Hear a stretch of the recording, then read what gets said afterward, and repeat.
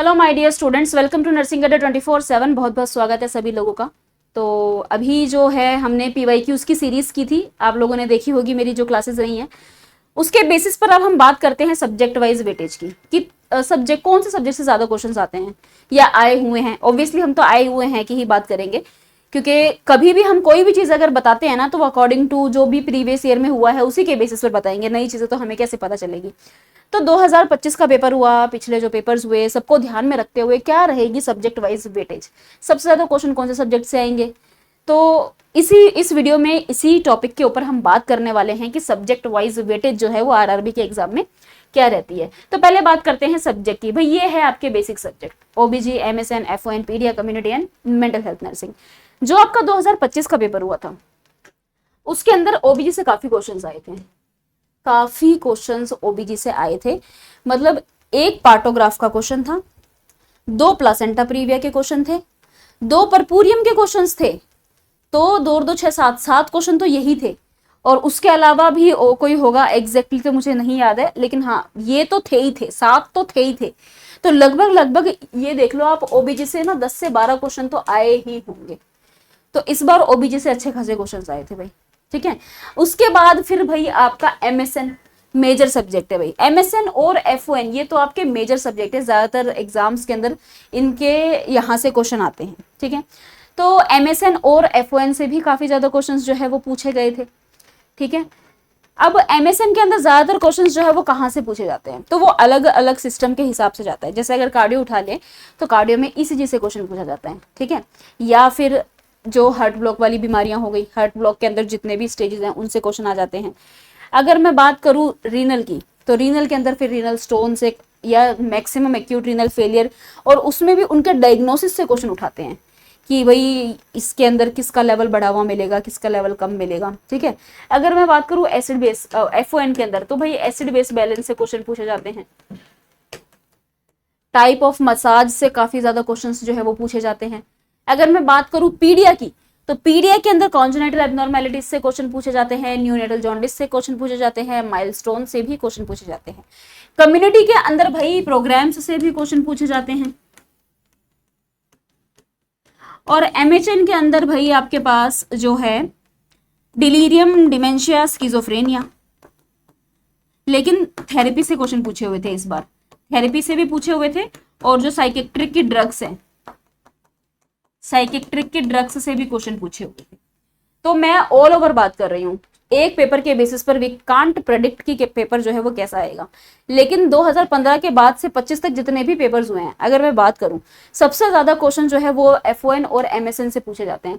लगभग लगभग आप ये देख लो 9 से 10 क्वेश्चन जो है वो इन दोनों सब्जेक्ट से पूछे ही जाते हैं। 9 से 10 क्वेश्चन एमएसएन से आते हैं, 9 से 10 क्वेश्चन एफओएन के आते हैं, और इतने ही क्वेश्चन आजकल ओबीजी से भी आ रहे हैं। ओबीजी को भी अच्छी खासी वेटेज दी जा रही है।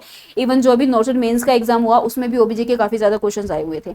तो इन तीनों सब्जेक्ट, जो ये तीनों सब्जेक्ट है ना, इन तीनों सब्जेक्ट को आपको बहुत ही अच्छे से पढ़ना है। हाई वेटेज सब्जेक्ट है ये तीनों को। पहले हम सिर्फ एफओएन एमएसएन को बोलते थे, बट अब ओबीजी भी है।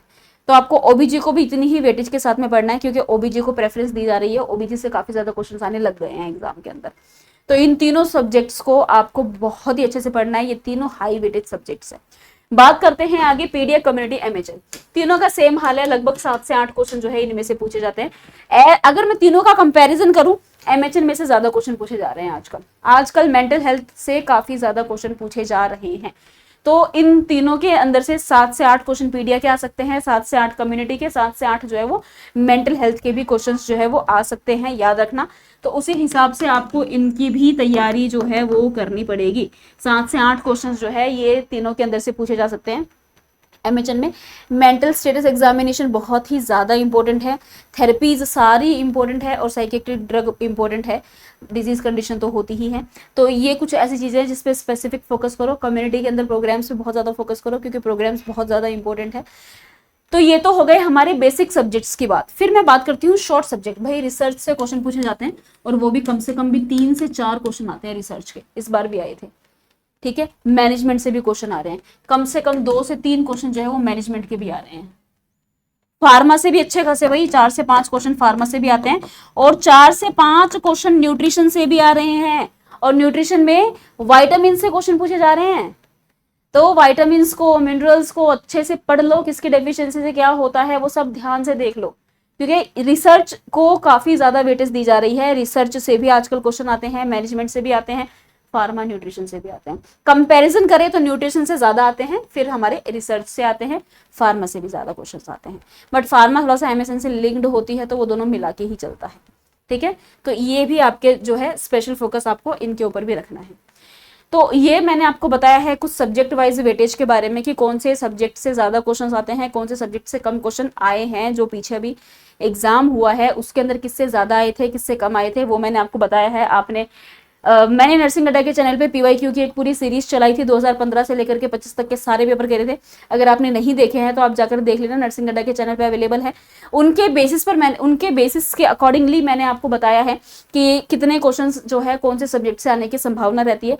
आई विल से कि एफओ एंड एमएसएन हम पढ़ते ही हैं, थोड़ा सा ओबीजी पे ज्यादा फोकस करो और रिसर्च पे काफी ज्यादा फोकस करो, क्योंकि रिसर्च से भी क्वेश्चन जो है वो आते हैं।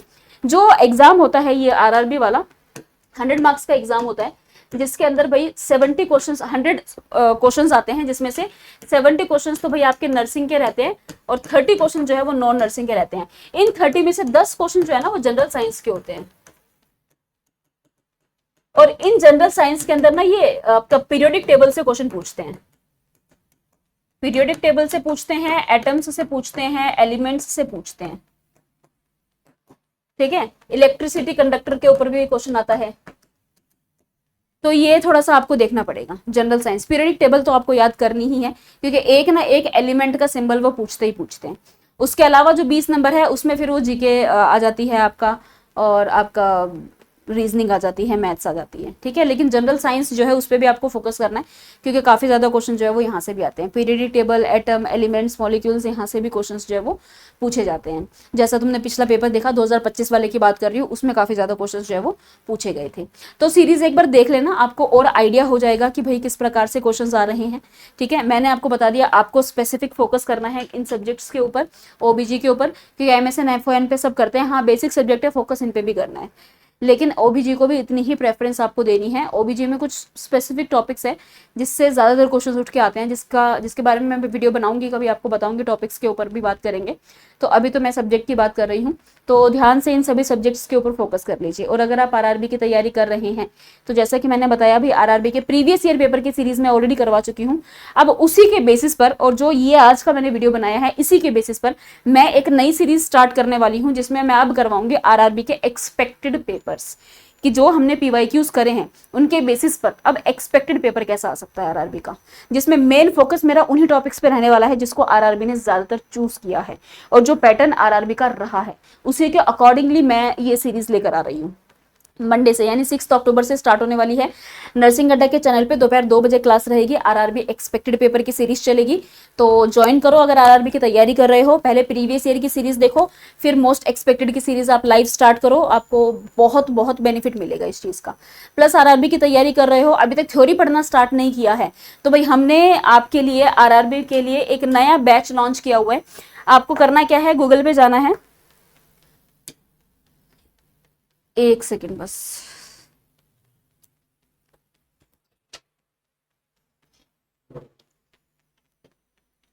गूगल पे जाना है और आपको सर्च करना है अड्डा 247। जैसे ही आप सर्च करेंगे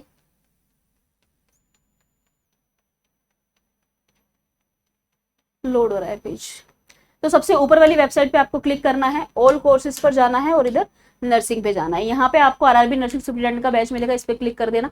भाई ये नया बैच जो है आपके लिए लॉन्च हुआ है, तेजस बैच। अच्छी बात यह है कि आपको नर्सिंग नॉन नर्सिंग दोनों मिलने वाली है, क्योंकि नर्सिंग के साथ साथ non nursing is equally very very important. 70 अगर नर्सिंग है तो 30 नॉन नर्सिंग भी है। तो बैच पे क्लिक करना, ठीक है। तो अब क्योंकि इसमें नर्सिंग नॉन नर्सिंग दोनों रहने वाली है, तेजस बैच है, बाइलिंगुअल बैच है, 10 तारीख से बैच स्टार्ट होने वाला है। तो 2499 का बैच है, बाय नाउ कर देना और एक कूपन कोड अप्लाई कर देना YT05। जैसे ही अप्लाई करोगे 2299 में आपको ये बैच मिल जाएगा। लाइव रिकॉर्डेड क्लासेस मिलेंगे, पीडीएफ नोट्स भी मिलेंगे, एमसीक्यू सेशंस भी मिलेंगे, सब कुछ आपको इसमें मिलने वाला है। और अगर आरआरबी के अलावा आप बहुत सारे एग्जाम की तैयारी कर रहे हो तो आप नर्सिंग महापैक ले सकते हो, ये सभी एग्जाम के लिए, चाहे आप आरआरबी की करो, नॉर्सेट की करो, ईएमआरएस की करो, केजीएमयू की करो, एसजीपीजी किसी भी करो, तो 2868 में आपको ये बैच मिल जाएगा। कोई भी क्वेरी है तो स्क्रीन पे नंबर आ रहा है 9958777624, आप इस पे कॉल कर सकते हो। एक्स्ट्रा डिस्काउंट के लिए कूपन कोड लगाना मत भूलना YT05। तो वीडियो अच्छी लगी हो तो लाइक जरूर करना, चैनल को सब्सक्राइब करना। अगर कोई भी क्वेरी है किसी चीज के रिगार्डिंग तो कमेंट सेक्शन में कमेंट कर सकते हो आप, मैं उस पर वीडियो जरूर बनाऊंगी। Thank you so much, all the very best.